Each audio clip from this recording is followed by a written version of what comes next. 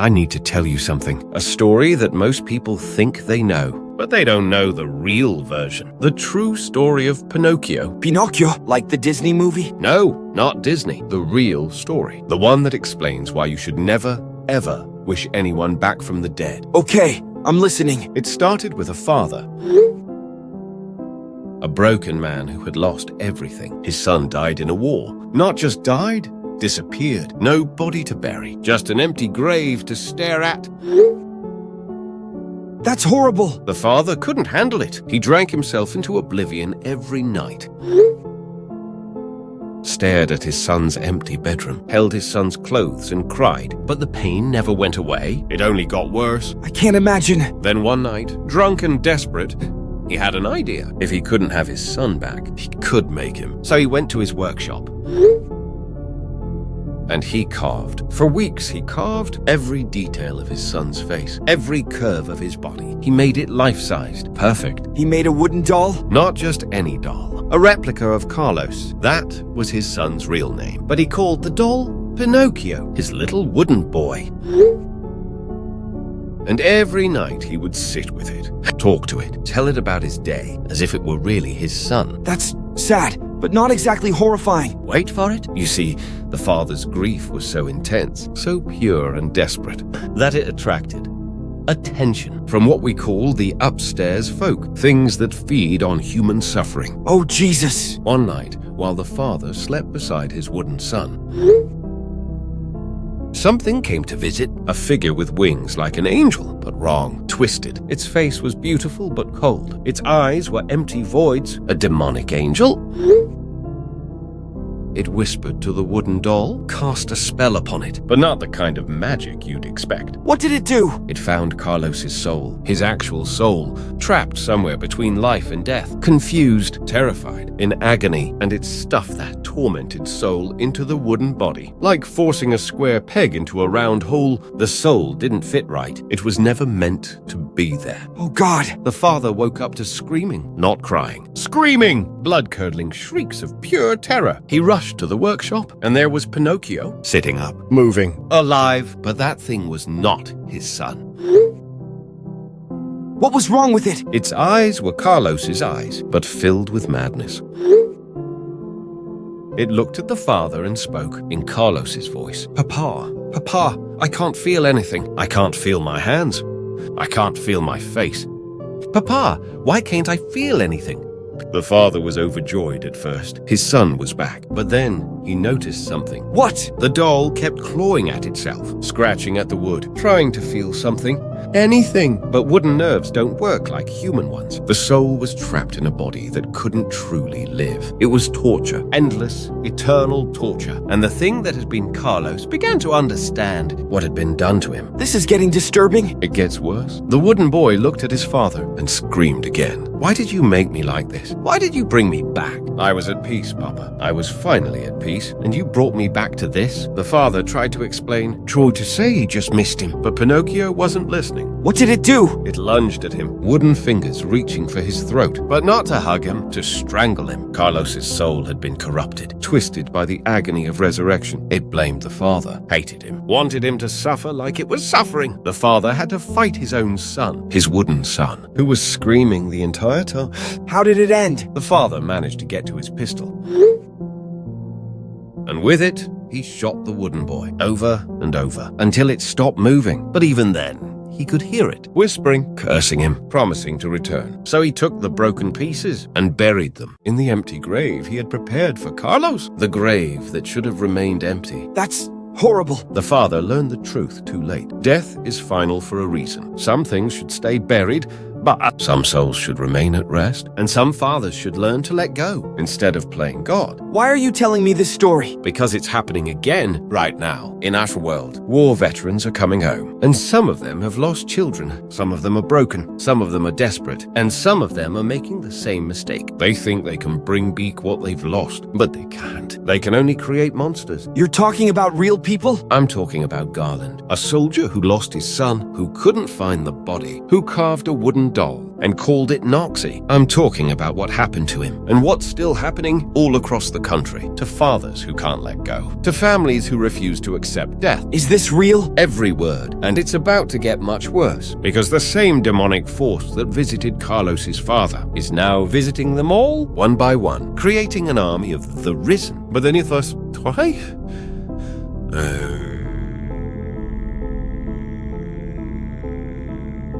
they're not coming back as people, they're coming back as something else. Something hungry, something angry, something that remembers being human, but isn't anymore. What do you want me to do? Listen to my story, learn from its mistakes, and remember, when someone dies, no matter how much you love them, no matter how much it hurts, let them stay dead, because bringing them back never brings back the person you lost. It only brings back their pain, and makes it yours too. The dead should stay dead, always. Hey Julius, it's Garland, from the 45th Infantry. Holy crap, Garland, is that really you, man? Yeah, it's me. I know it's been a while. Actually, it's been years. 3 years, 2 months, and 16 days. Not that I'm counting or anything. You always were good with numbers. How have you been, man? I mean, since we got separated at the end. I've been adjusting. You know how it is, coming back to civilian life. It's weird. God, tell me about it. Everything feels so quiet. No gunfire, no explosions, just silence. Yeah, the silence is the worst part. I keep expecting to hear mortar fire or the radio crackling, but there's nothing. Do you remember that night in Kandahar when we were stuck in that bunker for 12 hours and you kept telling those stupid jokes? Oh man, yes. You were so pissed at me, but you were laughing too. I could tell. Those jokes probably saved my sanity. I was ready to lose it. The shelling was so intense. I thought we were going to die in there. We almost did. Remember when that shell hit right above us? The whole ceiling shook. I thought it was going to come down. But it didn't. We made it out, just like we always did, somehow. Yeah, true that. The invincible duo. That's what Sergeant Martinez used to call us. God, I miss Martinez. Good man. Did you hear what happened to him? No, what? He made it home, got a job at a hardware store, married his high school sweetheart, has 2 kids now. That's amazing. Good for him. He deserved that. Yeah, he did. What about you? You settled down? Meet anyone special? I'm working on it. There's this girl at the VA. She's a counselor. We've been talking. That's great, man. You deserve happiness. You always looked out for everyone else. Time to look out for yourself. What about you? Anyone in your life? I remember you talking about that girl. What was her name? Sarah? Yeah, Sarah, actually. That's part of why I'm reaching out. I need to talk to someone who understands. Of course, bro. You can tell me anything. What's going on? Well, I met her during my deployment. She was working with the Red Cross, helping with refugee camps. Most beautiful woman I'd ever seen. I remember you mentioning her. You were crazy about her, right? She was incredible. So smart, so compassionate. She saw the worst of humanity every day. But even so, she never lost hope, never stopped believing in people. She sounds amazing. Did you guys stay in touch after you were transferred? More than that, we fell in love. Real love. The kind you read about in books, but never think will happen to you. Wow, that's incredible. I'm so happy for you. We got married, right there in the camp. Chaplain Peterson performed the ceremony. It was simple, just us and a few witnesses, but it was perfect. Married? Garland, that's fantastic. I can't believe you didn't tell me sooner. There's more. We had a child, a son. His name was Michael. A son? Garland, you're a father? This is incredible news. I'm so happy for you. When do I get to meet them?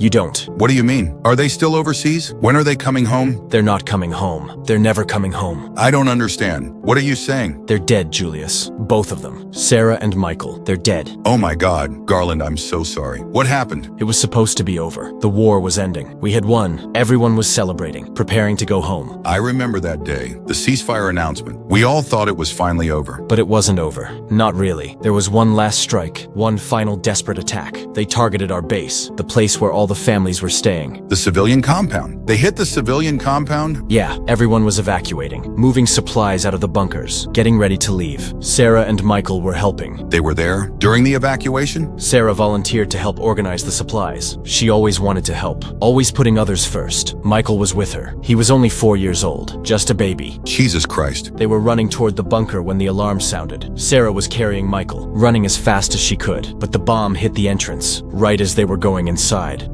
Hell, good lord. Were you there? Did you see it happen? I was on the other side of the base. In a briefing, I heard the explosion, felt the ground shake, but I didn't know. I didn't know they were there. What did you do when you found out? I ran. I ran faster than I've ever run in my life. Through the smoke, through the debris, past the screaming, to where the bunker used to be. And there was nothing left. Just a crater, and pieces of concrete, and some personal belongings that were scattered around.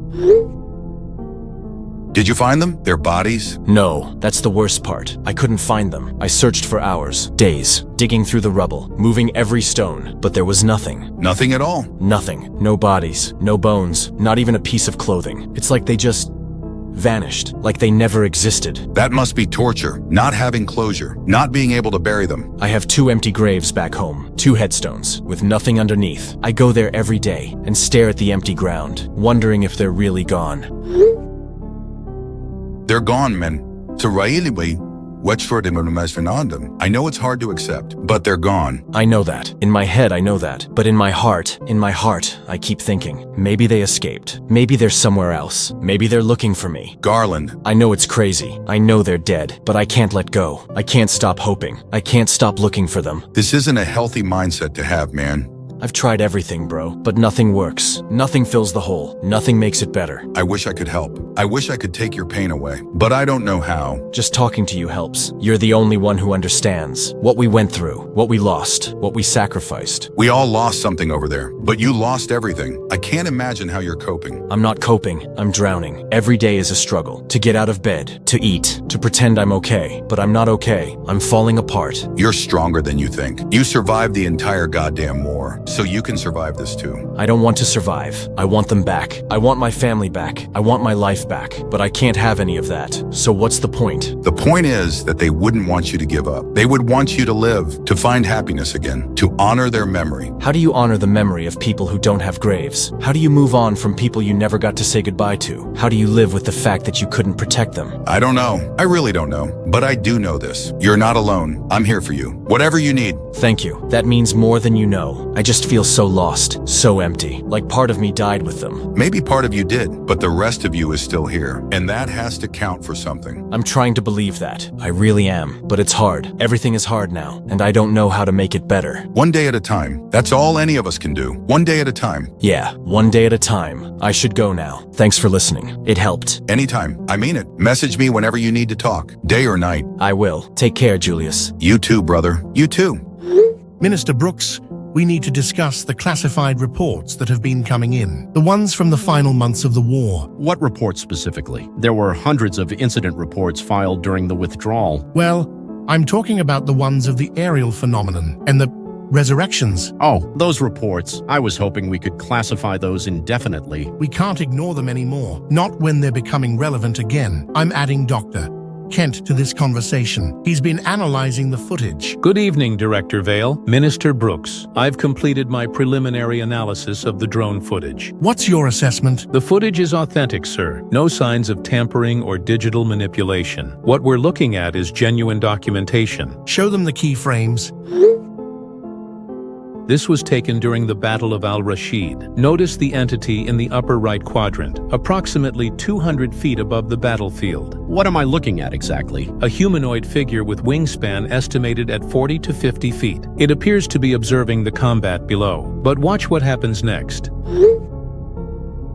This is 30 seconds later. The KIA soldiers are moving. How many confirmed cases do we have? 47 documented incidents, all following the same pattern. Aerial entity appears. Dead soldiers reanimate. Chaos ensues. And these reanimated soldiers, were they still human? Define human. They retained basic motor functions, speech capabilities, recognition of former comrades, but their behavior was altered. Altered how? They were extremely aggressive, no regard for self-preservation. They attacked both enemy and friendly forces indiscriminately, as if driven by pure rage. This is blasphemy. You're talking about zombie soldiers? Not zombies. These entities retained intelligence. They could use weapons, follow tactical procedures, but they were inhuman, fundamentally violent beings. I'm adding Captain Reed to the conversation. He was on the ground during several of these incidents. Director Vale, I've been waiting for someone to finally take these reports seriously. Tell us what you witnessed. I was stationed at Forward Operating Base Delta, October 15th, 2021. We'd just finished a successful operation, lost 3 good men, Rodriguez, Patterson, and Kim. They were KIA during the final assault. I'm sorry for your losses. That's not the point. The point is what happened next. We were preparing the bodies for transport, following standard protocol, when the sky went dark. Dark how? Like something was blocking the sun, but it wasn't clouds. It was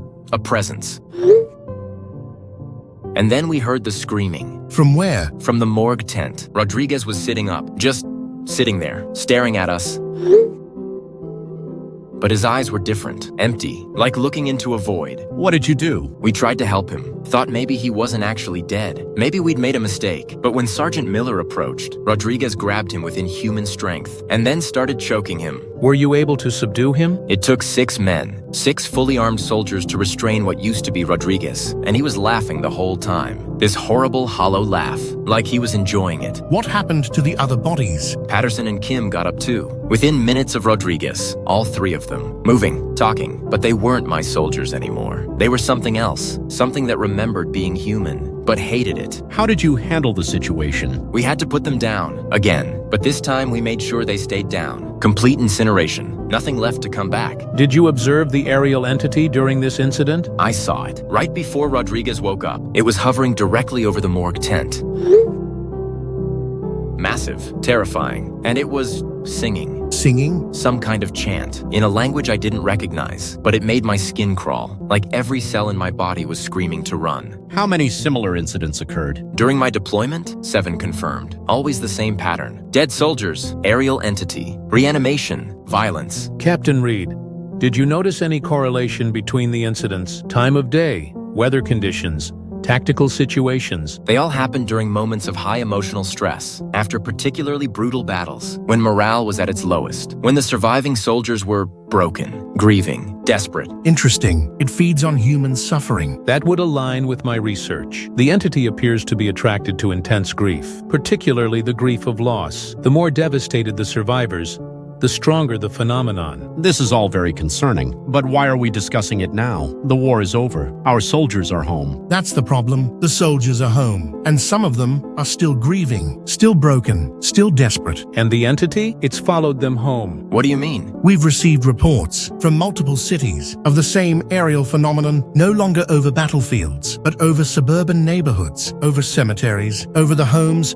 of grieving families. Jesus Christ. It's targeting civilians now? Not civilians, veterans, specifically veterans who lost family members during the war. The entity is seeking out the same emotional resonance, the same devastating grief, but now it's happening on American soil. We need to warn them. The veterans, they need to know what they're dealing with. It's not that simple. How do we warn them without causing mass panic? How do we explain something we don't understand? What are you suggesting? We need a specialized response team, people who understand both the military and the supernatural, people who can respond quickly and quietly before this spreads further. I can provide scientific support, research and analysis, but we'll need field operatives. I volunteer. I've seen this thing before. I know what we're up against. Good. We'll need more like you. Veterans who can handle the supernatural and civilians who can understand the science. What about resources, budget, authority? I'm authorizing Emergency Protocol 7. Unlimited resources, complete operational autonomy. Whatever it takes to stop this. Director, I need to mention something. The pattern is escalating. The incidents are becoming more frequent, more violent, and the entity is getting stronger. How much stronger?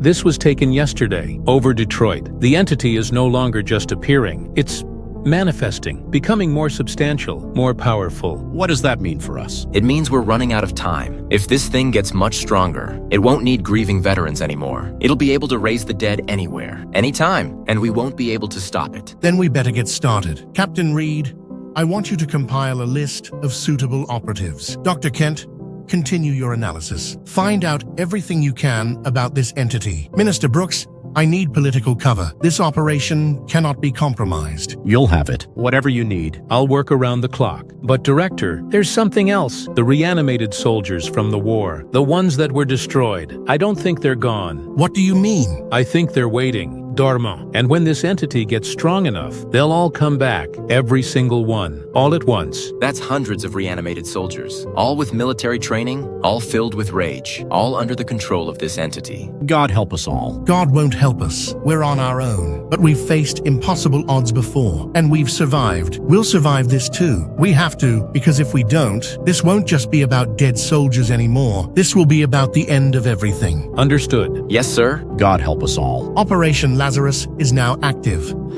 Julius, I need to tell you something. Something I've been working on. Something that's been helping me cope. Okay, I'm here, man. What's going on? I've been creating something to help with the pain, to help me feel closer to Michael. Creating something? Like what? Art therapy? Not exactly. I've been carving, wood carving to be specific, like my grandfather taught me when I was a kid. That's actually a great idea. Working with your hands. It's therapeutic. What have you been making? I made him. I made Michael, a wooden version of him. A wooden version? Like a sculpture? A memorial piece? More than that, I made him life-sized, 4 feet tall, just like he was. Every detail, his face, his hands, his little smile.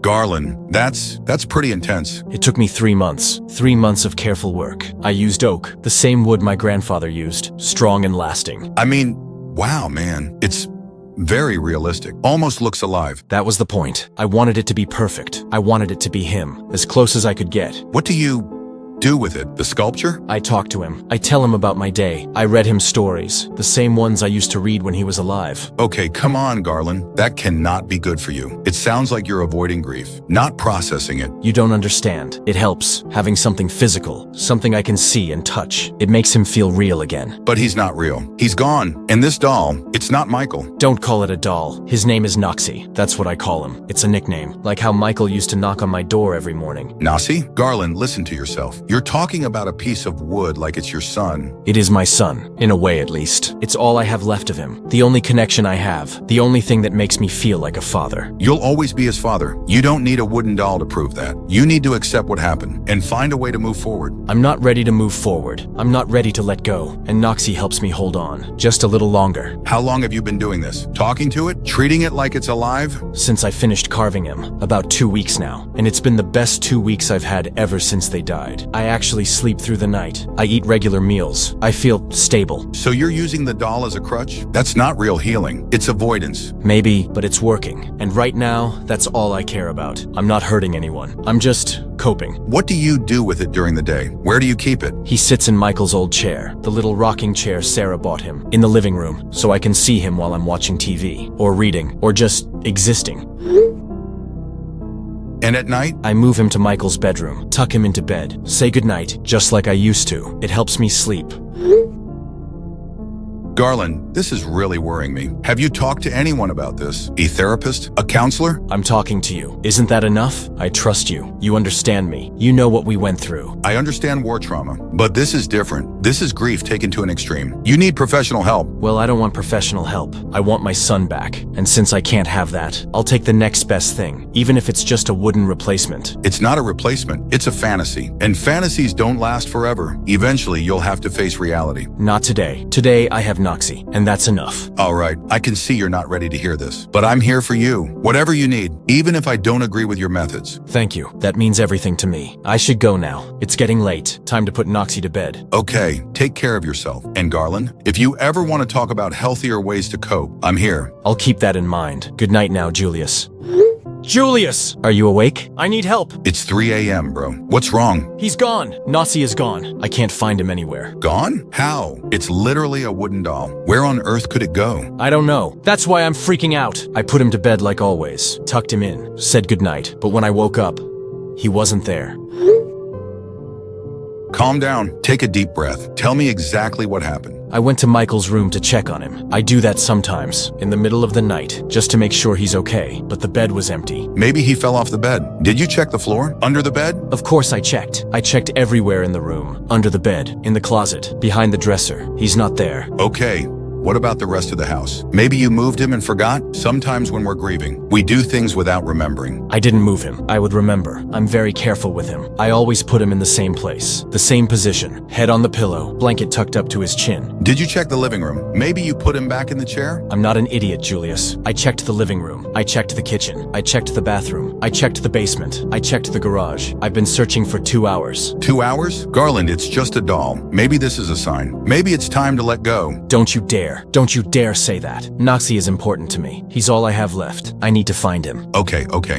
I'm sorry. Let's think about this logically. When did you last see him? Last night, around 10 p.m., I carried him to bed, read him a story, the same one I always read, Goodnight Moon. Then I kissed his forehead and turned off the light. And you didn't go back into the room until you woke up? No, I went straight to my own room, fell asleep around midnight, slept until 1 a.m., then woke up with this feeling, like something was wrong. What kind of feeling? Like I was being watched, like there was someone in the house. So I went to check on Noxie, and that's when I found the empty bed. Did you check if any doors were open? Windows? Maybe someone broke in? Who would steal a wooden doll, and why? It's not valuable. Not to anyone but me. I don't know, but let's be thorough. Check all the entry points. Look for signs of forced entry. I already did. All doors are locked. All windows are secure. No signs of a break-in. Nothing else is missing. Just Noxie. This is really strange. Are you sure you're remembering correctly? Maybe you put him somewhere else, and you're just confused? I'm not confused. I know exactly where I put him. I do the same thing every night. It's a routine. I never deviate from it. Could he have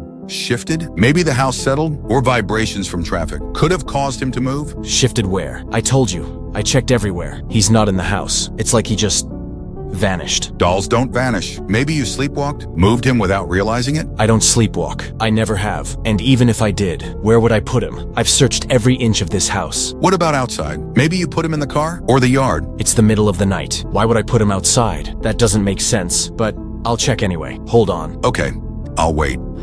I checked the car. I checked the yard. I checked the shed. Still nothing. He's literally nowhere to be found. This is really bizarre. I don't understand what could have happened. Are you absolutely certain that you put him to bed? Maybe you forgot last night. Left him in the living room? I'm certain. I remember every detail. Carrying him down the hall, pulling back the covers, laying him down gently, watching him for a few minutes before saying goodnight. And when you found the empty bed, were the covers disturbed? Like someone had gotten up? No, that's what's so odd. The covers were perfectly smooth, like no one had ever been there, but I know he was there. I know I put him there. Garland, I'm really worried about you. This level of distress over a wooden doll is kind of ridiculous. Maybe this is your mind's way of telling you that it's time to let go. No, you don't understand. Noxie isn't just a doll. He's my connection to Michael. Without him, I have nothing. I need to find him.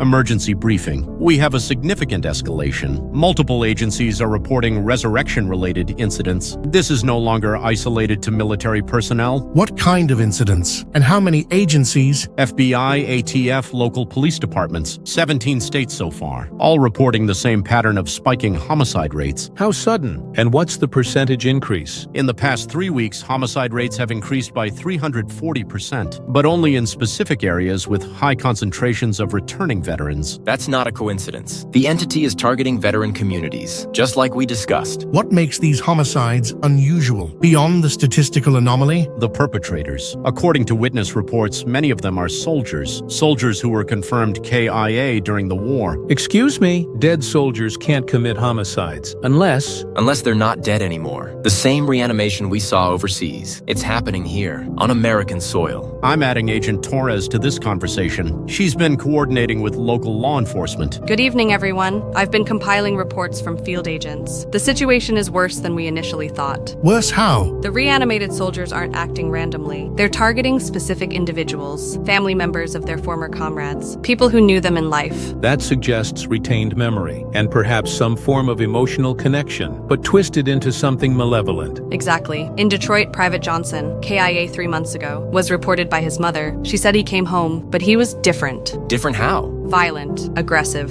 He attacked his own mother, said she was responsible for his death for letting him enlist in the first place.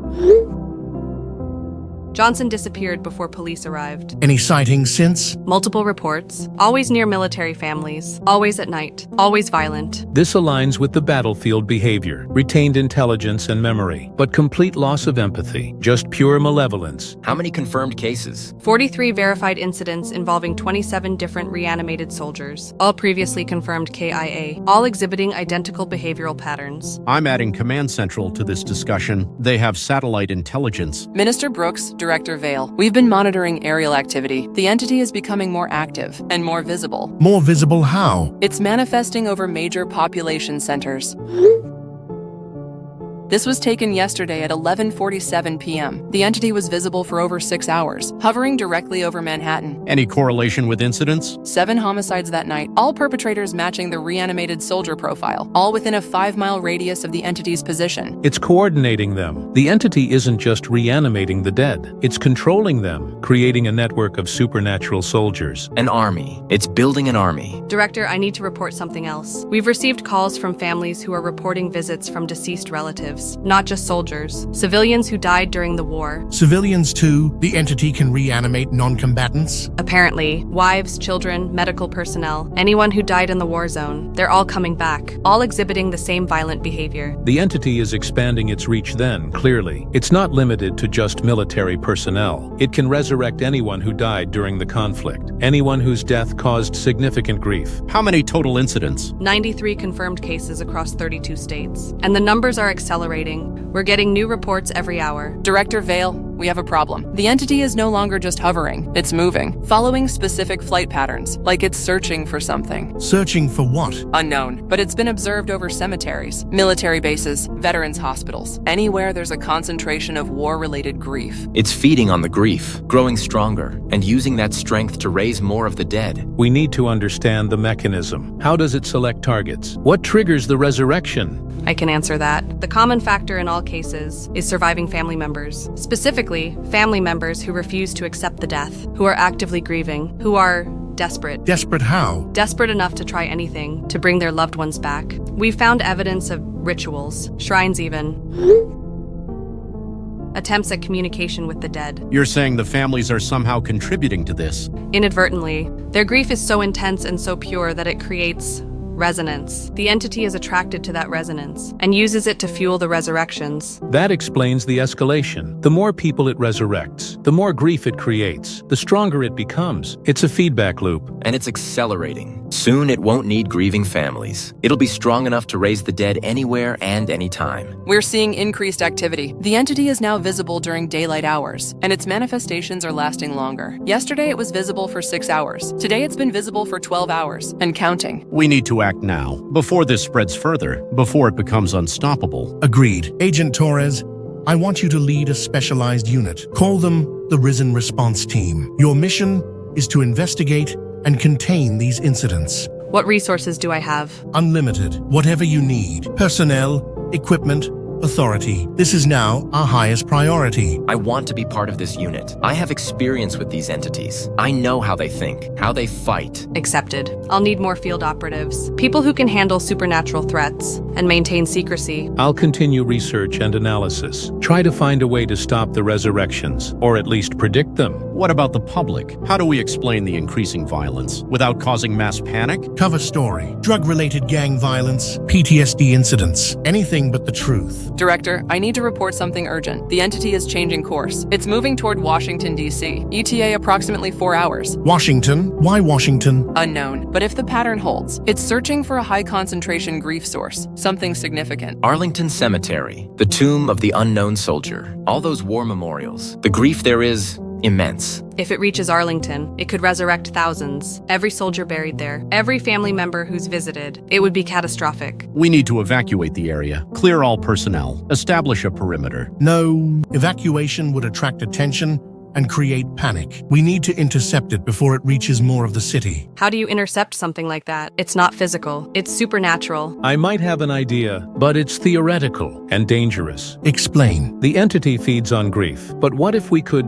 Disrupt that feeding, create interference, block its access to the emotional resonance. How? I don't know yet, but I'm working on it. Give me time. We don't have time. Current trajectory puts it over Arlington in 3 hours, maybe less. Then we do this the hard way. We engage it directly. Military response. Whatever it takes. Approved. Operation Lazarus is now a DEFCON 1. All resources are authorized. Stop this thing, whatever the cost. Agent Torres, you have command. Captain Reed, you're her deputy. Dr. Kent, work faster. Command Central, track its movement. Everyone else, prepare for war. Julius. Julius, are you there? It's 4 a.m., man. What now? Did you find the goddamn doll? Oh, I found him all right. But Julius, he's moving on his own, without me touching him. What do you mean moving? Like rolling or falling? Settling into a new position or? No, I mean walking. I saw him walking down the hallway, stumbling like a toddler, but definitely walking. Garland, that's impossible. You're seeing things. You're sleep deprived. You're grieving. Wooden dolls don't walk. I know what I saw. He was coming out of Michael's room, moving toward the living room. His little legs were moving, step by step, just like Michael used to walk. This is a hallucination, a grief-induced psychotic break. You need to call a doctor. Right, now, I've had enough of this crap. I'm not hallucinating. I'm wide awake. I can see him clearly. He's standing in the hallway, just standing there, looking at me. Looking at you? It's a wooden doll. It doesn't have eyes. It can't look at anything. He has eyes, Michael's eyes, the same brown eyes, the same innocent expression, but there's something else there, something aware. Send me a photo then. I want to see this walking doll. Oh, I see. What the hell is that? Wait, he's trying to say something. His mouth is moving. I can hear. Oh my God, I can hear Michael's voice. No, you can't. Dead people don't talk. Wooden dolls don't talk. You're having a breakdown. Surely this can't be true. He said Papa, just like Michael used to. The same tone, the same inflection. It's definitely his voice. It's your imagination. Your brain is creating the voice because you want to hear it. This is textbook grief psychosis. He's talking more now. Papa, everything hurts. I can't see very well. Where am I? Julius, this is really happening. My son is back. Your son is dead. You told me yourself. He died in a bombing. There was nothing left to bury. This is not your son. But he knows things, personal things, things only Michael would know. He just asked about his favorite teddy bear, Mr. Buttons. I never told anyone about Mr. Buttons. You mentioned it before, maybe not by name, but you talked about his toys. Your subconscious remembers, and it's feeding you false memories. He's crying now. Real tears. How can wood cry? How can wood feel pain? Unless it's really him. Wood can't cry. You're seeing what you want to see, hearing what you want to hear. I'm going to talk to him. I'm going to find out what's wrong, why he's in pain, how I can help him. Don't! Whatever you're experiencing, it's not real, it's dangerous. You need to call 911. I'm kneeling down, getting to his level. He's so small, just like Michael was.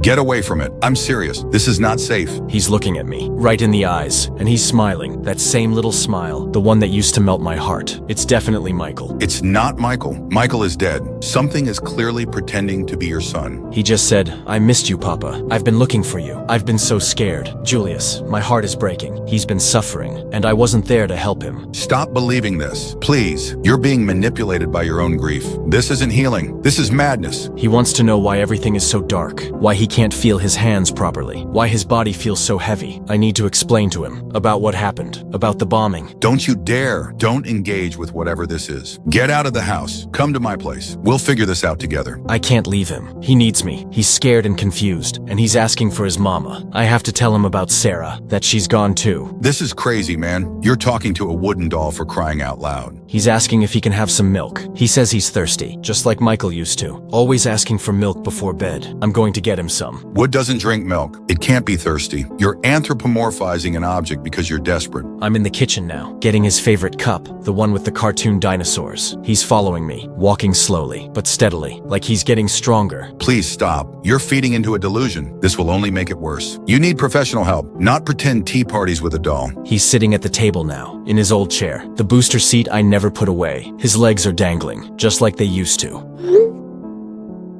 That photo, what the hell is that? How is it holding the cup? How is it sitting up? He's drinking the milk, slowly, carefully, and he's smiling at me, saying thank you, Papa, just like he always did. This is impossible. That photo shows. I don't know what it shows, but it's not natural. It's wrong. There's nothing wrong with my son. He's just different now, changed, but he's still Michael, still my little boy. It's not Michael. I don't know what it is, but it's not your son. Your son is dead. This is something else, something using his form. He's finished his milk, and now he's yawning. He looks looks tired. I think he needs to sleep. I'm going to put him back to bed. Don't. Get out of the house. Now, what before whatever this is hurts you. He would never hurt me. He's my son. He loves me, just like I love him. Nothing will ever change that. Garland, please. I'm begging you. He's reaching for me, wants me to carry him. His little arms are outstretched, just like when he was alive. I can't refuse him. I'm his father. You're not his father anymore, because he's dead. And whatever that thing is, it's not your child. This is an abomination. Destroy it before it destroys you.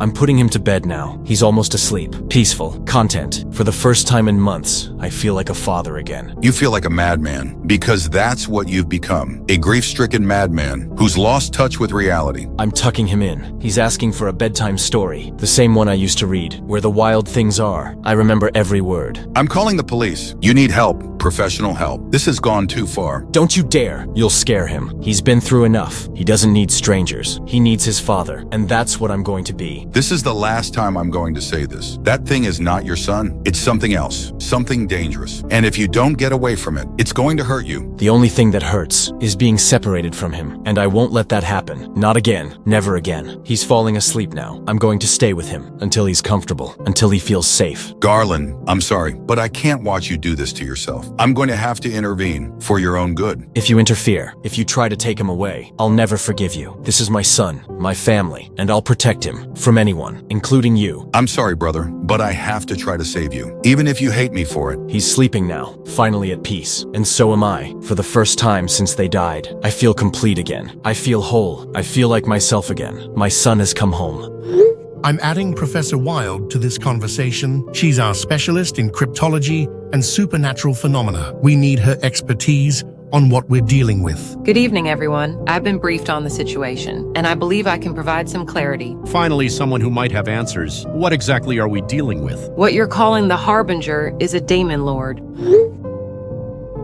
Specifically, one with dominion over death and resurrection, and what you're experiencing is a mass necromantic event. Necromancy? We're scientists here, Professor. We deal in facts, not fairy tales. I understand your skepticism, Dr. Ken, but the evidence is quite substantial, and the theoretical framework is sound. Would you like me to explain? Please do. We need to understand what we're fighting. The human soul consists of two fundamental components, what ancient texts call the light soul and the dark soul. In life, these exist in balance, creating the moral complexity we recognize as humanity. And you have evidence for this? Empirical data?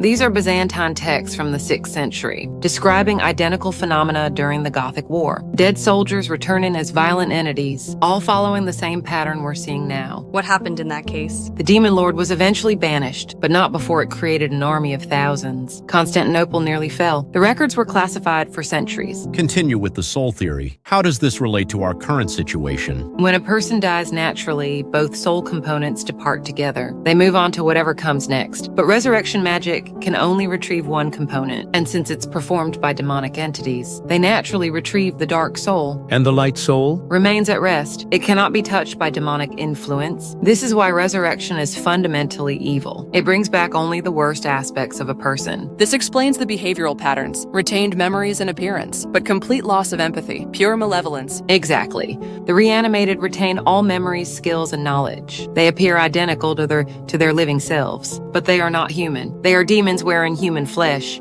So when I saw Rodriguez attack Sergeant Miller, that wasn't Rodriguez at all. It was a demon pretending to be him. Correct. Rodriguez's good soul was at peace. What you encountered was his evil soul, amplified and unchecked. All of his anger, resentment, and hatred, without any balancing compassion or love. This is pseudoscience. You're describing spiritual concepts, not measurable phenomena. Then explain the evidence, Dr. Kent. The impossible physical capabilities, the supernatural strength, the resistance to conventional weapons. Your scientific method must account for observable data. There could be other explanations: chemical enhancement, biological mutation, unknown technology. This is a brain scan from a captured reanimated soldier. Notice the complete absence of activity in the frontal cortex, the area responsible for empathy and moral reasoning, but hyperactivity in the amygdala and hypothalamus, the regions controlling aggression and survival instinct. That's Unusual, but not impossible. Brain damage could explain it. Brain damage doesn't explain it. There's no heart activity, no respiratory function, no digestive processes, yet full motor function and consciousness. This violates every known law of biology. How do we stop them if they're not truly alive then? How do we kill them? Complete destruction of the physical form. Fire is most effective. The dark soul requires a corporeal anchor. Without it, the soul returns to the void. And the demon lord? How do we stop the harbinger? Now that's much more difficult. Demon lords are entities of pure spiritual energy. They cannot be destroyed by conventional means. They can only be banished. Banished how? By severing their connection to our reality. They require anchor points, sources of spiritual energy to maintain their presence. In this case, the grief and desperation of the bereaved. So if we remove the grief, we remove its power source? Theoretically, yes. But it's not that simple. The Demon Lord has already established multiple anchor points. Every reanimated soldier is a conduit. Every grieving family is a battery. It's creating a network of spiritual energy. How extensive is this network? Based on the reports you've shared, several hundred active nodes, growing exponentially. Soon, it will be self-sustaining. Self-sustaining how? The reanimated soldiers will begin creating new sources of grief. By killing the living, each death creates mourning. Each mourning creates energy. Each energy surge allows for more resurrections. It's a necromantic cascade. How long do we have before it becomes self-sustaining? Based on historical precedent and current escalation patterns. Perhaps 72 hours, maybe less. What happens if we don't stop it in time? The Demon Lord will have permanent access to our reality. It will no longer need anchor points. It will be able to resurrect anyone, anywhere, at any time. Every cemetery becomes a potential army. Every morgue becomes a recruitment center. An army of demons, wearing the faces of our loved ones, using our memories against us. Precisely, and they will remember everything, every secret, every fear, every weakness. They will use that knowledge to psychological warfare, to turn families against each other, to destroy society from within. You're describing the apocalypse. I'm describing one possible outcome if we fail to act. If we allow the Harbinger to complete its work. What do you recommend? What's our strategy? We need to attack the network systematically. Identify the primary anchor points, the families generating the most grief, the locations with the highest spiritual energy, and neutralize them. Neutralize how? We can't kill grieving families. Not kill, isolate, remove them from the network, disrupt the connection, break the spiritual link. And the reanimated soldiers? What about them? They must be destroyed, completely, every single one, no exceptions, even if they appear to be your friends, your family, your loved ones. That's going to be the hardest part. Convincing people to destroy what looks like their child, their spouse, their parent. Which is why the Demon Lord chose this method. It weaponizes love, turns compassion into vulnerability, makes mercy a fatal weakness. There has to be another way, some method that doesn't require us to commit what amounts to mass murder. Dr. Kent, they are already dead. They died in the war. What you're seeing are demons, parasites wearing corpses. Destroying them is not murder, it's exorcism. Professor, we need specifics, tactical information. How do we identify the primary anchor points? Look for the most extreme grief, the most desperate denial, families who refuse to accept death, who are actively trying to communicate with the deceased, who have created shrines or memorials, who speak to the dead as if they were alive. We have reports of exactly that. Multiple cases of families talking to wooden dolls, photographs of the deceased, empty chairs at dinner tables. Those are the primary targets. The Demon Lord will resurrect their loved ones first, because their grief is the strongest. Their anchor points are the most stable. We need to move quickly. Identify these families. Get to them before the Harbinger does. It may already be too late. The Demon Lord has been active for weeks. It's likely already begun the resurrection process for the most promising targets. So we might be walking into traps. Homes where the dead are already walking. Families who will defend their reanimated loved ones. Almost certainly. The Demon Lord is cunning. It will use every emotional manipulation, every psychological weapon to protect its network. Then we go in prepared. Full tactical support, whatever it takes. Remember, the beings you encounter will look human. They will sound human. They will plead for their lives. They will call you by name. They will use every memory, every shared experience to make you hesitate, but they are not human. They are demons, and they must be destroyed. Julius, help me! Something's wrong with Noxie. He's trying to hurt me! What a surprise that is. He woke up screaming like a banshee, dude. And then he started saying things. Horrible things. Garland, where are you right now? I'm locked in my bedroom. He's outside the door. He was in the kitchen when I went to make a snack, just standing there, staring at me with those eyes. What eyes? You said he had Michael's eyes. Not anymore. They're different now. Empty, black, like looking into holes. And when he looked at me, he smiled, but it wasn't Michael's smile.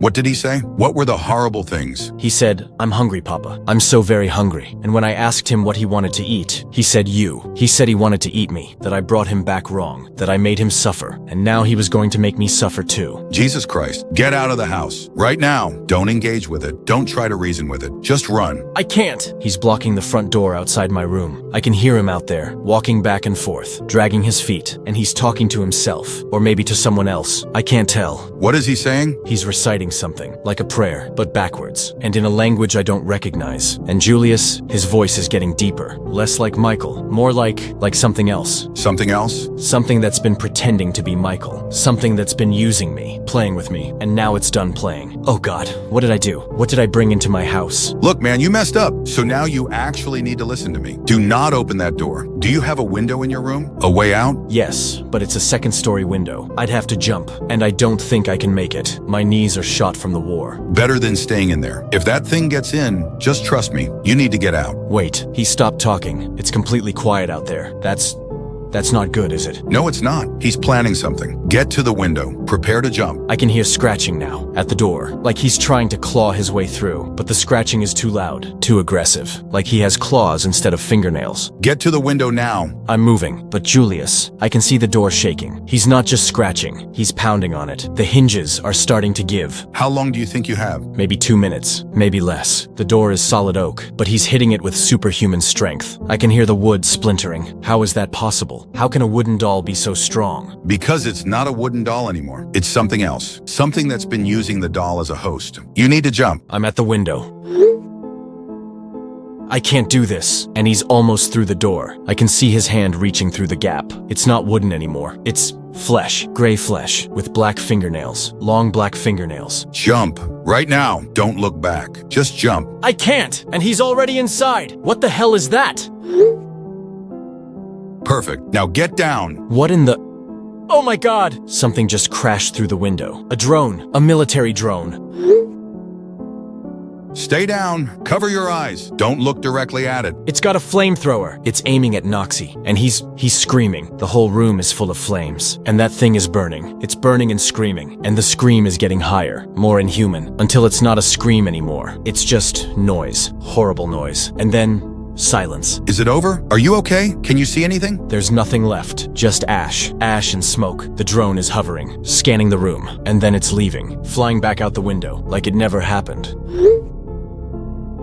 Are you hurt? Did it touch you? Did it do anything to you? I'm okay, physically. But Julius, what the hell just happened? How did you coordinate a military strike? Who are you? And what was that thing? I'm still your friend. I'm still Julius. But there are some things I haven't told you. About my new job. About what I've been doing since I got back. What job? You said you were working at the VA. Prepare yourself, Garland. This is gonna be a lot to take in.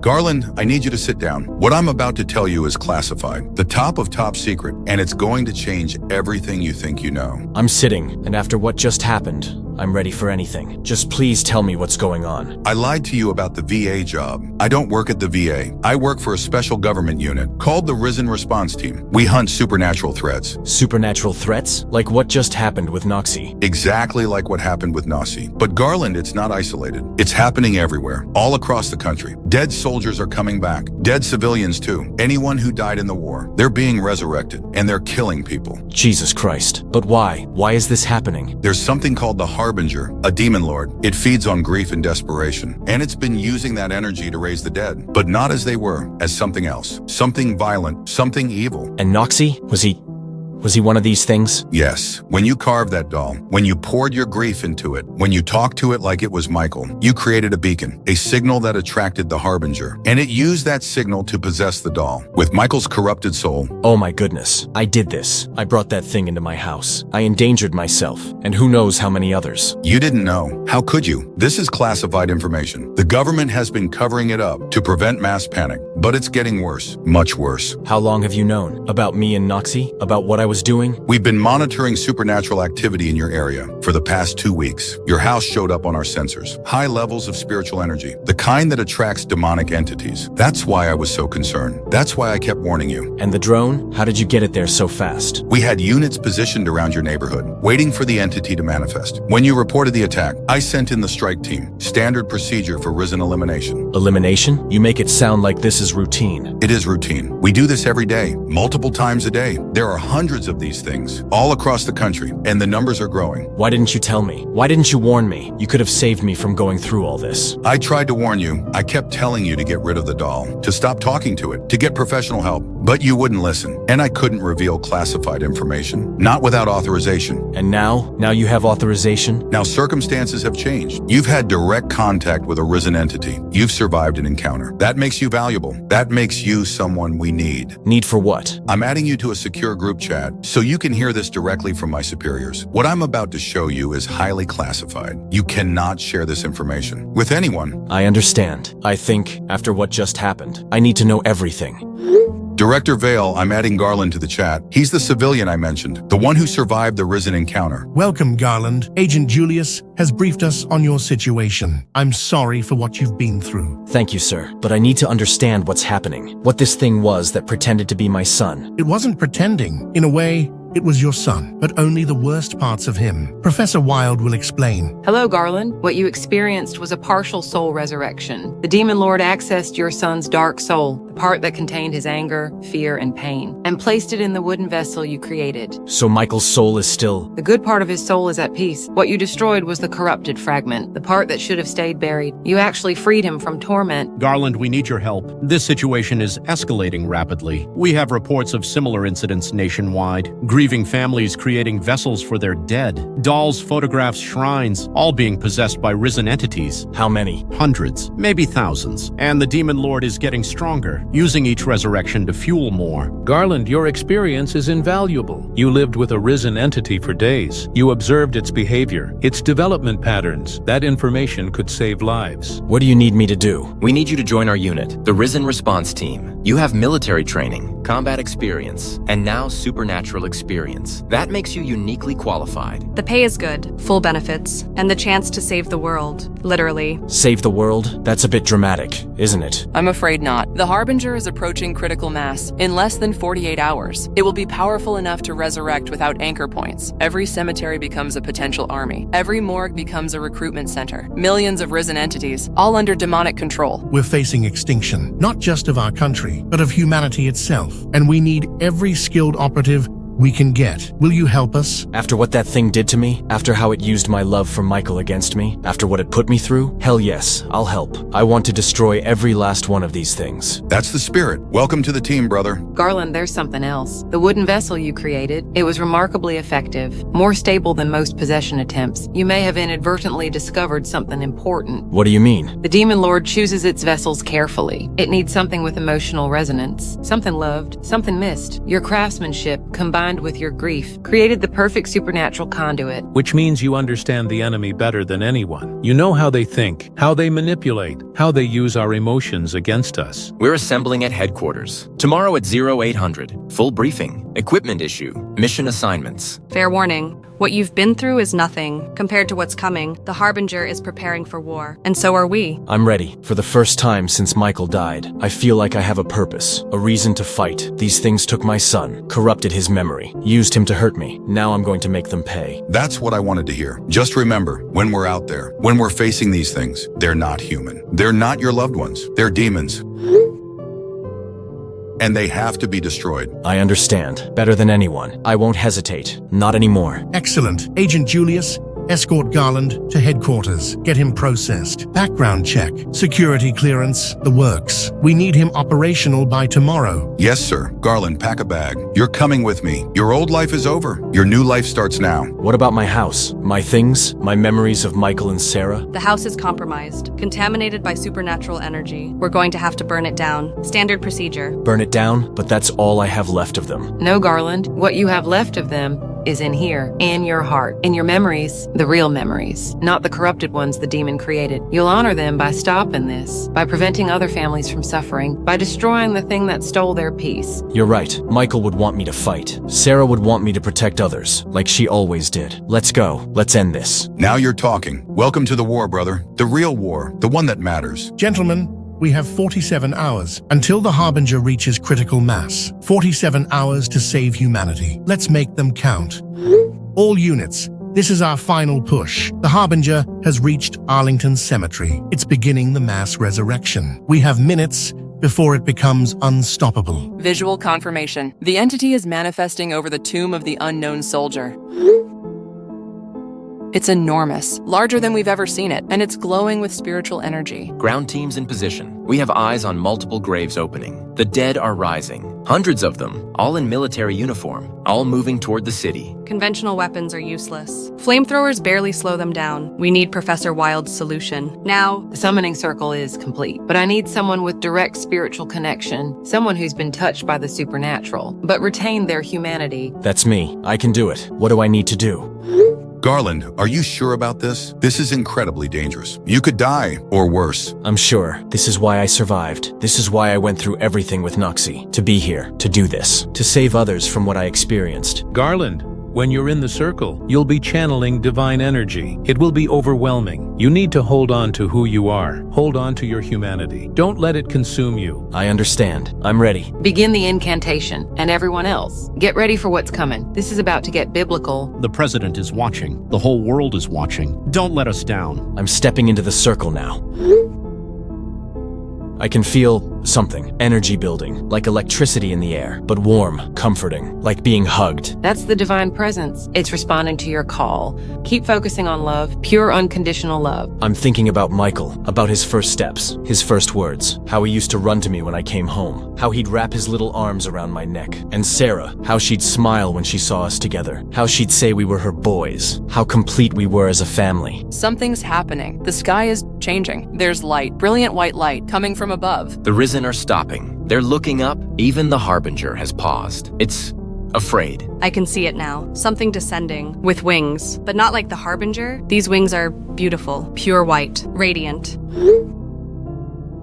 It's working. The summoning is successful. That's a seraphim, a warrior angel, one of the highest orders. It's magnificent and terrifying. I can barely look at it. It's so bright, so powerful. Garland, are you okay? You're glowing, literally glowing, with the same light. I can hear it. The angel. It's speaking to me. Not in words, but I understand. It's asking me why I called, what I want. I'm telling it about the Harbinger, about the corrupted souls, about the suffering it's caused, about the families it's destroyed. The angel is moving toward the Harbinger. The demon lord is retreating, but the angel is faster, much faster. They're fighting, but it's not even a contest. The angel is overwhelming. The Harbinger is being torn apart. Its darkness is being consumed by light. The risen are collapsing, all of them. At the same time, they're turning to ash and blowing away. The network is broken. The demon lord is being banished, sent back to whatever hell it came from, and all its creations are following. The angel is looking at me now. Its eyes, I can see everything. The past, the present, the future. I can see Michael and Sarah. They're